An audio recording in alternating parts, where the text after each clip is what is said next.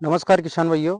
आज मैं फिर आप लोगों को आलू की खेती से अवगत कराने के लिए आया हुआ था। जैसा कि किसान भाइयों आप देख रहे हो, ये लगभग किसान ने आलू की बुआई जो है लगभग 5 बीघा एरिया के अंदर कर रखी है। और इसकी बात करते हैं, इसमें अभी सबसे पहले इसकी अवस्था की बात कर लेते हैं। ये लगभग आज यूँ मान के चलो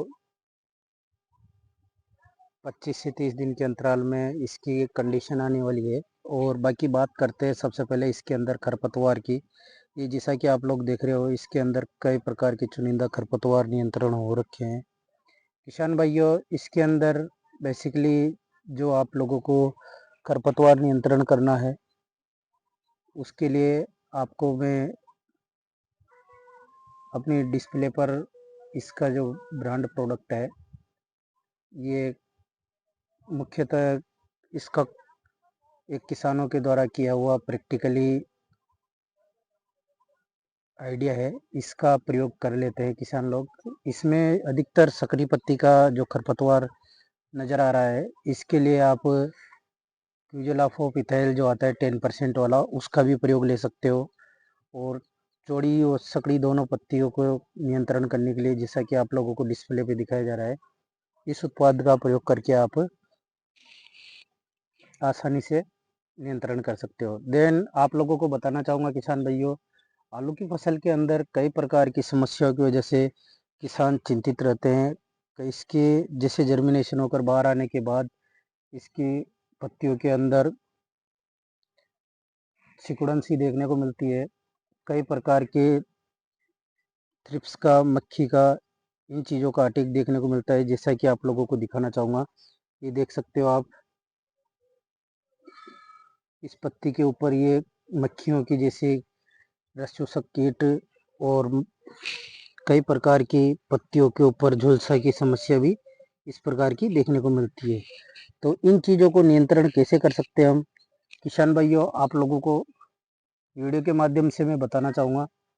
आप लोगों ने भी अगर आलू की फसल लगा रखी है, तो आलू की फसल को सुव्यवस्थित बनाए रखने के लिए आपको इसमें जैसे 25 से 30 दिन की अवस्था में स्प्रे का निकालना बेहद ज़रूरी है, जिससे पौधे के अंदर हल्का सा,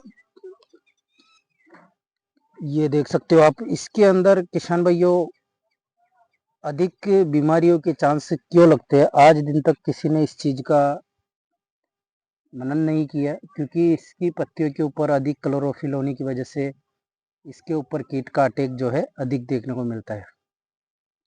और इसमें लगने वाली जो बीमारियां हैं, वो बैक्टीरियल फंगल बीमारियां, उनको नियंत्रण करना बेहद ज़रूरी है। जैसे अर्ली ब्लाइट हुई, लेट ब्लाइट हुई, झुलसा हुआ, और भी काफ़ी सारी समस्याएं आ जाती है, फफूंद जनित बीमारियां, उनको नियंत्रण करना बेहद ज़रूरी है। सर्दी के मौसम के अनुसार इसके ऊपर कई प्रकार की समस्याओं का सामना करना पड़ता है। तो ये बीमारियां कहीं न कहीं आपके उत्पादन में काफ़ी प्रॉब्लम आ सकती है। इस चीज़ के लिए आप लोगों को क्या करना है किसान भाइयों, बेसिकली इसके ऊपर स्प्रे डालना पड़ेगा। स्प्रे किन किन चीज़ों का करना है वो मैं आप लोगों को बताऊंगा डिटेल से। जैसे शुरुआती दौर में आप इसके अंदर मैनकोजेब जो 75% आता है, उसका प्रयोग ले सकते हो। उसके साथ में आप इंसेक्टिसाइड में या तो थाइमोथक्सम लेमड़ा का प्रयोग ले सकते हो, या थाइमोथक्सम 25% WG फॉर्मुलेशन में आता है, उसका प्रयोग ले सकते हो। उसके साथ साथ में अगर आप लोगों को पत्ती धब्बा रोग जो ज़्यादा मात्रा में देखने को मिल रहा है, दिखाई दे रहा है, तो उसके लिए आप इसके अंदर एजेस्ट्रोबिन प्लस डाइफिनोकोनाजोल का भी प्रयोग आप इसके अंदर कर सकते हो, जिससे आपकी आलू की फसल पूर्ण रूप से सुव्यवस्थित हो जाए। और इसके साथ साथ में आपको अगर बढ़वार कम देखने को मिल रही है, जैसे पौधे की चाल नहीं बन पा रही है, तो आप इसके अंदर NPK जो 19-19 आता है, उसका भी प्रयोग इसके अंदर ले सकते हो, जिसमें आपकी आलू की फसल के अंदर काफ़ी अच्छा प्रोसीज आपको देखने को मिलेगा। और बाकी बात करते हैं इसके साथ साथ में, इसके अंदर आप लोगों को जैसे जैसे समय के अनुसार हर समय इसके ऊपर पूरी निगरानी रखना बेहद ज़रूरी है। क्योंकि क्या है कि इसमें जो मौसम के अनुसार बदलाव के साथ साथ में इसके अंदर बीमारियों का भी अटैक बढ़ जाता है। तो आप लोगों को इस चीज़ का बिल्कुल मद्देनज़र रखते हुए अपनी आलू की फसल को स्वस्थ बनाए रखना है। और बात करते हैं अच्छे प्रोडक्शन, अच्छी लागत के लिए हमें इसको जैसे मान लो निराई-गुड़ाई कर लेते हैं। निराई-गुड़ाई करने के बाद अगर आप लोगों ने बुआई के समय पे अगर पोटाश का या फास्फोरस का इसका प्रयोग नहीं लिया है, जिंक का, तो इन चीज़ों का भी प्रयोग आप करना ना भूलें। क्योंकि क्या है, इसके लिए जब तक भूमि का उपजाऊ क्षमता बुरबुरी नहीं रहेगी, तब तक आपका जो आलू का कंद होगा वह पूर्ण रूप से स्वस्थ नहीं रह पाएगा। और सबसे मेजर चीज़ इसमें डिपेंड करती है इसकी जड़ों का विकास होना बेहद ज़रूरी है। समय समय पर इसके ऊपर मिट्टी का चढ़ावा दें, ताकि मिट्टी का चढ़ाव करने से इसके अंदर जितनी ज़्यादा जड़ों का विकास होगा, तो उतना ही आप लोगों को उत्पादन में ज़्यादा बेनिफिट देखने को मिलेगा।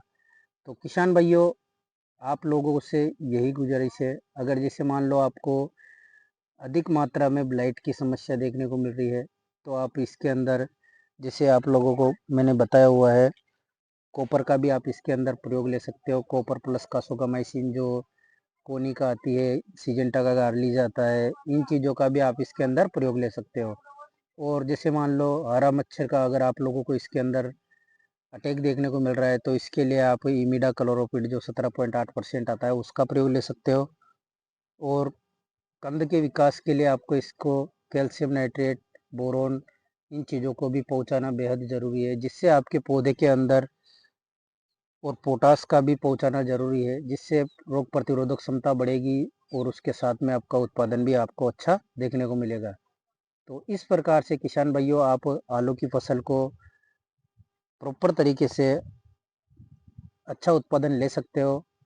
और आगे मैं आप लोगों को इससे संबंधित जानकारी पहुंचाता रहूँगा समय समय पर। अगर आप लोगों को वीडियो अच्छा लगे तो वीडियो को शेयर करना।